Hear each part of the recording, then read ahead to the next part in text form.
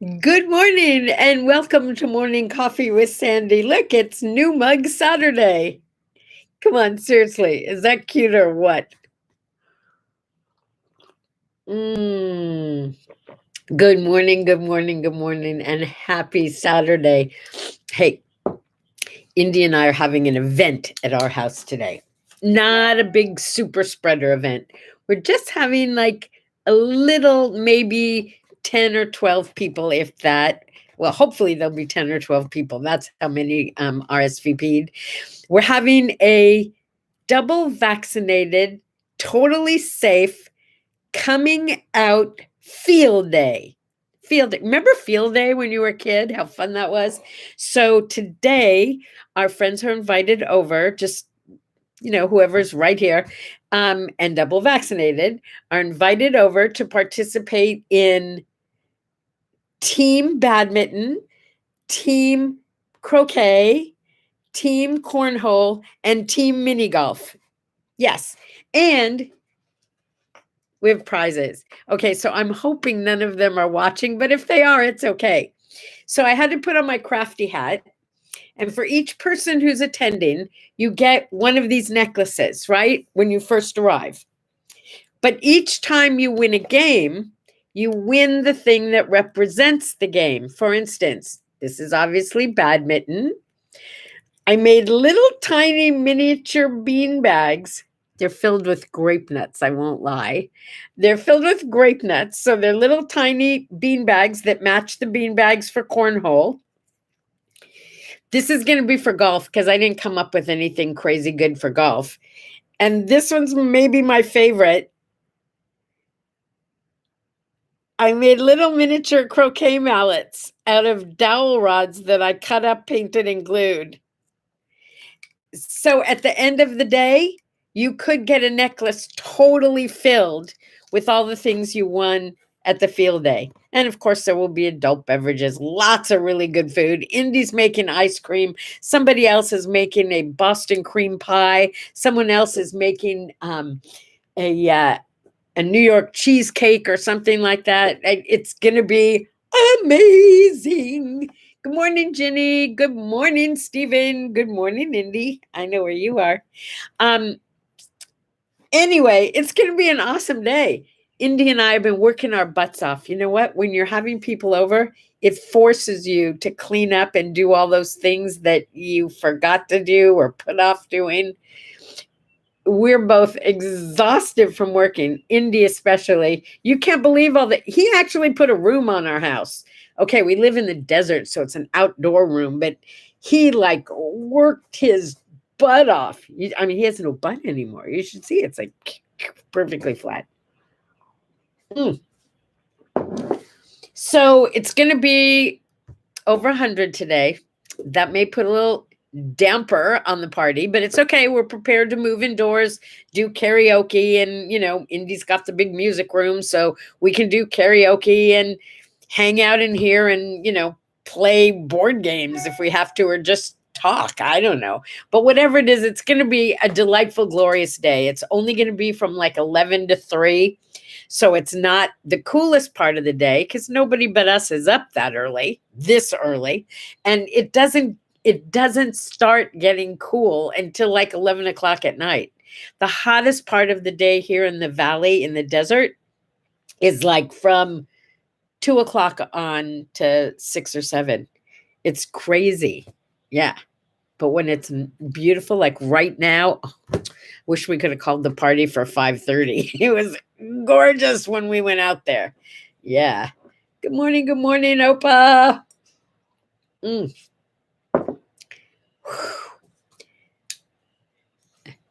Ask Bob to clean up the chicken coop. Oh, we cleaned up the chicken coop. And while that was happening, Bob stayed inside, but we let the 3 chicks who are growing so beautifully, we let them have the whole outdoor chicken coop area. And Indy even put lights up, those bulbs that hang down that everybody has are so cool for parties. He put them in the chicken coop. Yeah. And the chicken coop shares a wall with the new room, which is the workout room. And the workout room means that all the workout equipment is no longer on the patio. The patio is now like an extra living room because we live outside most of the time, like almost all year round. Yeah. So there's this great big, huge, easy chair for sitting and reading in the sunshine. And then there's a couch and coffee table and chairs for a conversation area. I have my antique Coke machine with a red and white table set up next to it so we can lunch or breakfast outside. It's awesome. Yeah, it's really cool. Okay, so I had so much to talk to you about, but something came up this morning and I wanted to share it with you. The sender will remain anonymous. Hopefully the sender is watching, although I did write back. And the question was, I'm going to give you a little background. Couple broke up, but something that one of them did still really angered the other one.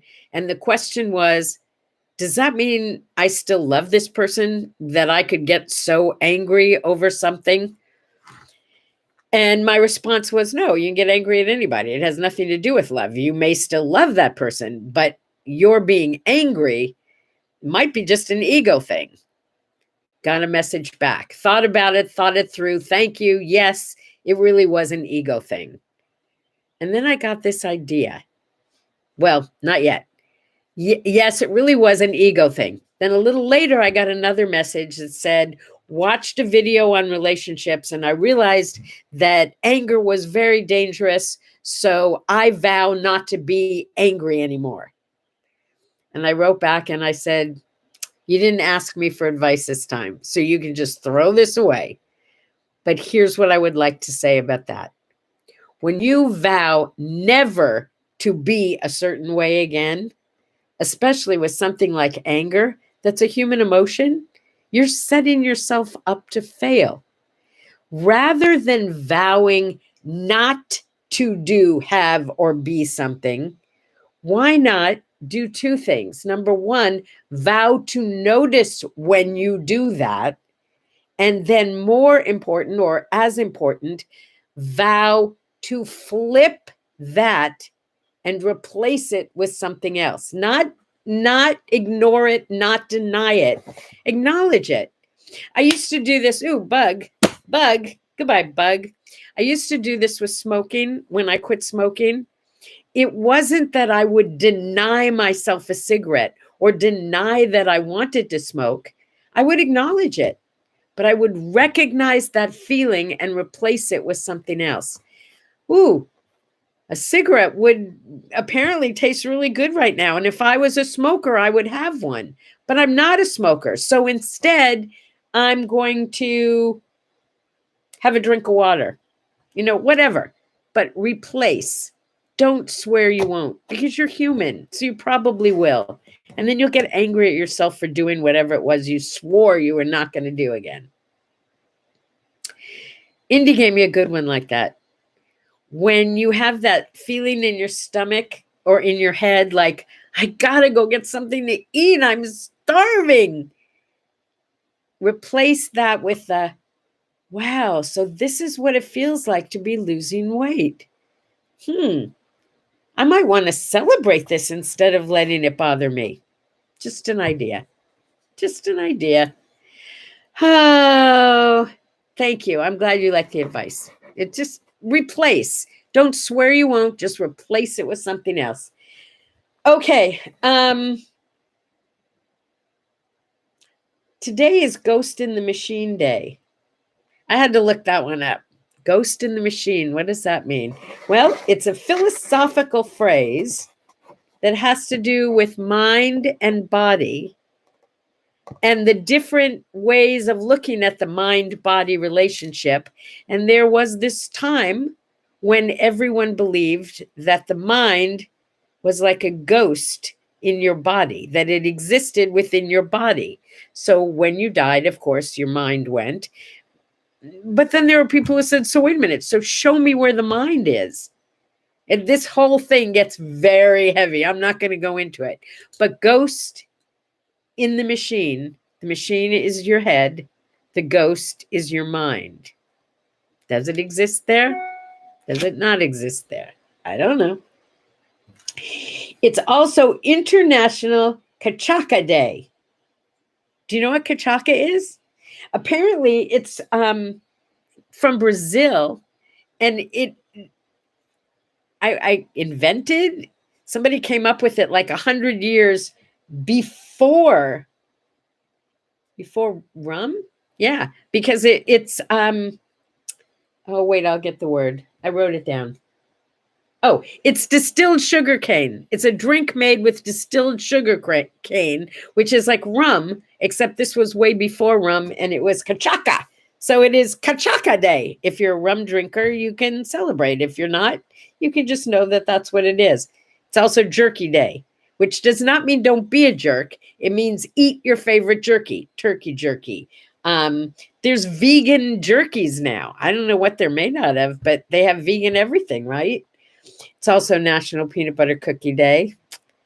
I really love peanut butter, but peanut butter cookies are not on my list of favorites. Isn't that interesting?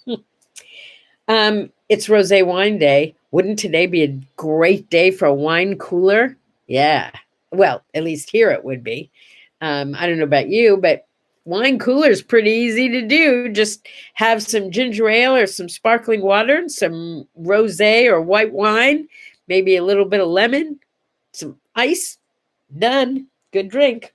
Maybe at the party today. It is, oh yeah, you ready? It is Poultry Day. The girls are so excited. Their feathers are all preened. They're ready to party. They want people to come and see them today. Yeah, they do. Yeah, they do. Okay, I would taste peanut butter pie, Ginny. I'm not going to lie. I would taste that. I've never had that. But back to the chickens. Okay, it is Poultry Day. We will be celebrating our chicks all day long, which means, you ready for this? No one is to be in a foul mood. Yeah, woohoo! No foul moods today. And nobody gets ruffled feathers, right? But we'll have like a hen party and nobody gets pecked. Okay, we could go on with that forever. It's Superman Day. Seriously, who didn't love Superman? And it started out as Man of Steel Day, and then it just kind of got shortened to Superman Day. Yeah, pretty cool. World Bike Naked Day. Yeah, I don't think I want to be present to enjoy that one. It is not even in my head a pretty sight. Naked bikers? No, I don't think so. Bicyclists. I was reminded the other day that bikers ride motorcycles and bicyclists ride bicycles. And I don't want to see either one of them riding naked. Sorry, just not interested in that. It's also World Doll Day. Okay, that's not bad. And when it's World Doll Day, I feel like I should point out, I don't know if you can see it, right there is a foot and leg from my walking, talking doll. That's about all that's left of her. That and the records that went in her back. You're supposed to knit in public day, but first I would have to learn to knit and crochet in private because I don't know how to do either one. A little more starter fluid.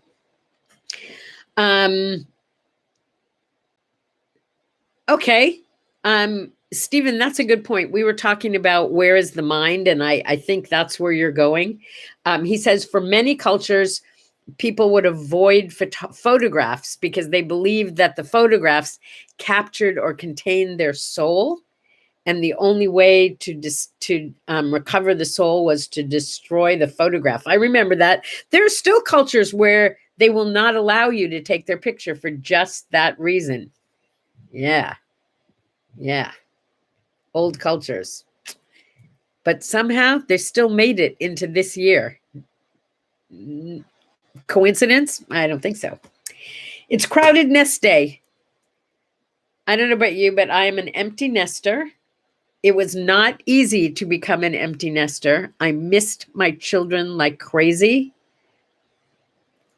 But I have to be honest, I was really glad they didn't come back after college and move back in. And I know it's a tough time. Money is tight. The pandemic didn't help at all. I know so many people whose young adult and adult children moved back in. And it's tough on everybody. It's as tough on them as it is as the kids as it is on the parents. So today is just a day to acknowledge that a crowded nest, regardless of who's in it, is never really, really comfortable. It's also loving day. And this isn't just, I love you. Loving was the last name of a person. And it was Loving versus the state. It was a couple, the Lovings, and it was the Lovings versus the state of Virginia. They were an interracially married couple. One was African American. Oh, I think she was half African American and half American Indian, and he was Caucasian. They got married, they had kids, and one day somebody knocked on the door and arrested them because in Virginia there was a law that said that was illegal. Anyway, it took years and they fought it and they won in court, and they even won at the national level, made a big difference for an awful lot of people. Yeah, but can you imagine being arrested because you married someone that someone else thinks you shouldn't marry? Wow. Anne Frank, it's her birthday. And the thing I thought was so cool was for her 13th birthday, her gift was the diary that she left for all of us. I think I mentioned that I happened to be in Amsterdam and I was on my own for the day and I was trying to figure out what to do. And apparently you can make a reservation to walk through the home and the building where Anne Frank lived and see the attic and see what she went, kind of get an idea of what she went through. Or if you're a tourist like me who didn't even know she was coming, so she didn't make an advanced appointment to walk through the house, you can get in the queue, which literally, think of Disneyland and the longest line you've ever been in to get on the Matterhorn that goes around and around and around and around and around. On a hot day, no shade, I got in that line and I waited for hours, but it was worth every miserable minute. First of all, just to be in that space was amazing. But to know the story of that incredibly brave little girl who lived through the experience of the Holocaust and then see all the things that she spoke about. Everything in there was labeled with "this is the blank," and it would show a page from the diary where she talked about that. And you could tour this whole upstairs, downstairs, big building, small space, tall building, small space. Whew, it was very moving. Anyway, who knew that her 13th birthday present, a diary, would end up being world famous? Yeah. George Bush's birthday. What an inspirational guy George Bush Sr. was. Look, I printed out a whole page of cool things he said. Oh, by the way, before I read George Bush's cool things, Anne Frank said, no one has, in her diary, is this beautiful? No one has ever become poor by giving. You might want to think about who you could make a little donation to in honor of Anne Frank's birthday. Yeah, could happen. King Havoc. Hey yourself. I don't know who you are, so if you want, type in who you are, because that's obviously not your name. Are you part of What Do I Say, What Do I Do? Is that how you know about us? Yeah. Okay, now on to George Bush. Happy birthday, George Bush. The guy was inspirational. I mean, he was in his late 90s and he was still jumping out of planes. That's what he did to celebrate every birthday. He would skydive. On his legacy, he said, history will point out some of the things I did wrong and some of the things I did right. I like that. I mean, it's like the guy gets it. He wasn't perfect. He wasn't perfect at all. All right, this is my favorite of his quotes. On teamwork. In crucial things, unity. In important things, diversity. in all things, generosity. On cooperation, he said, don't confuse being soft with seeing the other guy's point of view. He was a good negotiator. I told you I met him, right? Yeah, I met him because my company, Balloon Affair, the old one, was hired to come and decorate when he came to visit like Compton, California or something. And they were doing this big speech thing. I don't remember exactly what it was.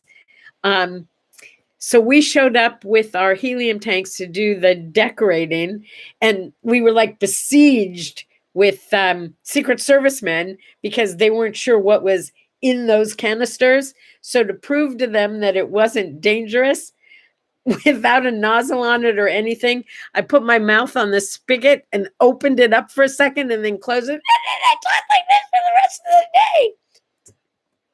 Dangerous. Do not try that at home.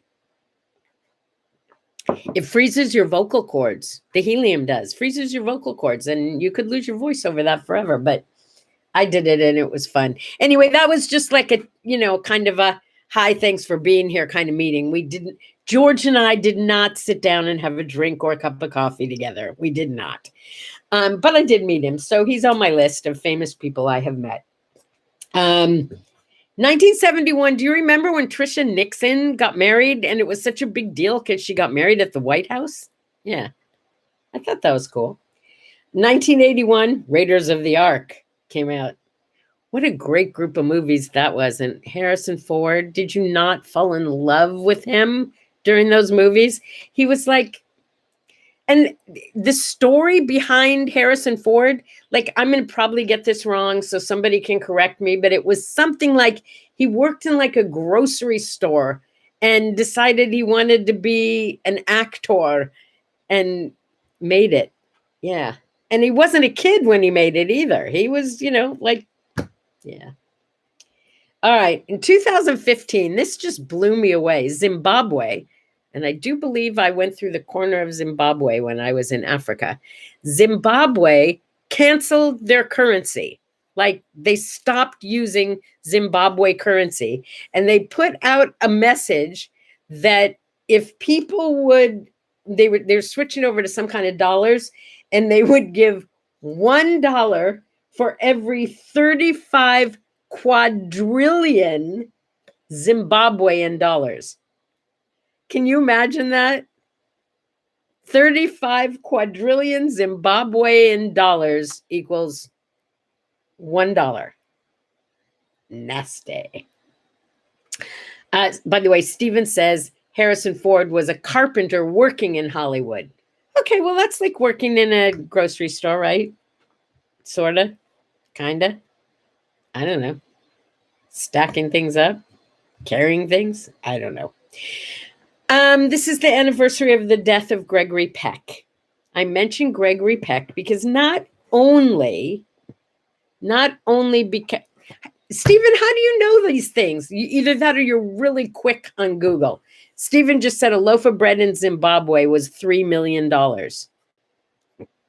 It's really good bread. Apparently really good bread. So Gregory Peck, great actor, loved Gregory Peck. And this was another, I actually met Gregory Peck, and I actually did have a drink with Gregory Peck. There was a fundraiser for his son, Kerry Peck, who was running for office.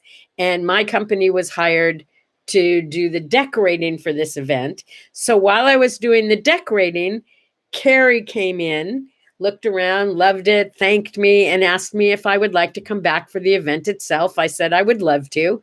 So I went home, got cleaned up, changed, came back for the event. He greeted me like an old friend and said, "Oh, I want you to meet my dad, Gregory Peck." I have to tell you, until he introduced me to his dad, it never occurred to me that Kerry Peck was the son of a very famous Hollywood actor. Yeah. So I said, wow, you're famous on your own right. Now your kid's going after you, huh? Okay, this is it. You're going to have a whole family of fame. And he said, I like your attitude. Let's have a drink. So I had a drink with Gregory Peck and we chatted for a little while. It was no big deal. Yeah. Gregory Peck. Okay, on a sadder kind of note, on this day in 1994, Nicole Brown Simpson was murdered and died. I was in LA watching the chase with that white Bronco.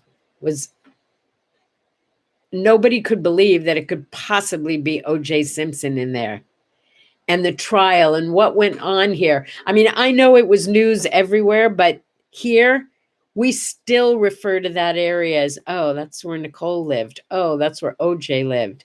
And every time we drive by that area, all those feelings and those memories come back again. And it dragged on here forever.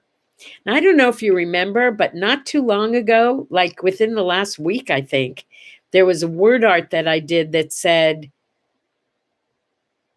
not guilty is not the same as innocent.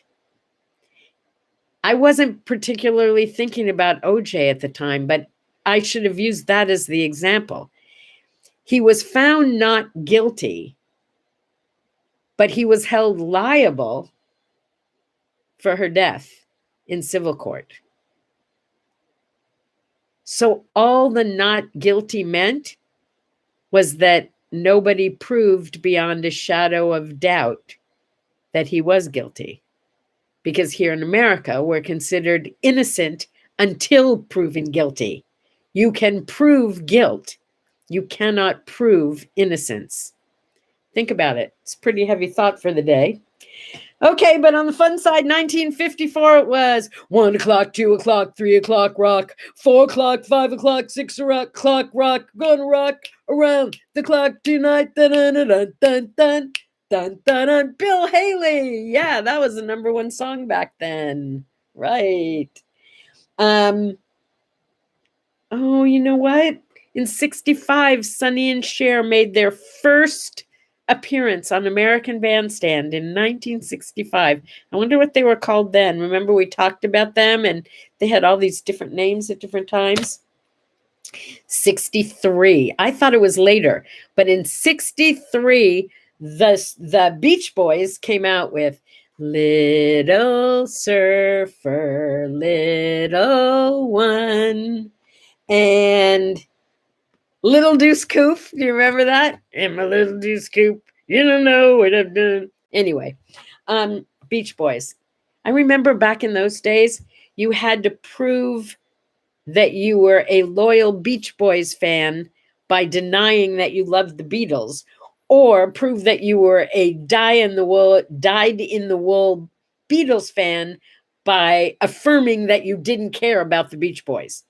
I couldn't do that. I loved them both. I just like that kind of music. All right. Time, very late. Sorry, I'm having a good time. The word art of the day. The word art for today was, for better or worse, we teach by example. And all I can say to you is go to what do I say, what do I do, and answer those questions for yourself. You don't have to answer them for me. But it's more than just teaching your children by example. We teach the people around us how to treat us by our example of how we treat ourselves and how we treat others. Just saying, don't be surprised with the way things are. Take a look at what part you have in the matter. It's your world, baby. It's your world. Okay, let me just look and see if I missed any notes before we go for the day. Sorry, not sorry. She loves them both. I assume that she's talking about the Beach Boys and the Beatles. I do too. Look inside. Take a look inside. What are you showing the world? What are you teaching the world about you? I hope it's that you love you, because I love you. And I will see you on Sunday Fun Day. Wish me a good party and not too much heat. Lots of good food. Lots of fun and laughter. And I'm going to have a little more starter fluid and finish cutting up veggies and fruit. I love you. Have a sip or a gulp. and a smile. Bye-bye.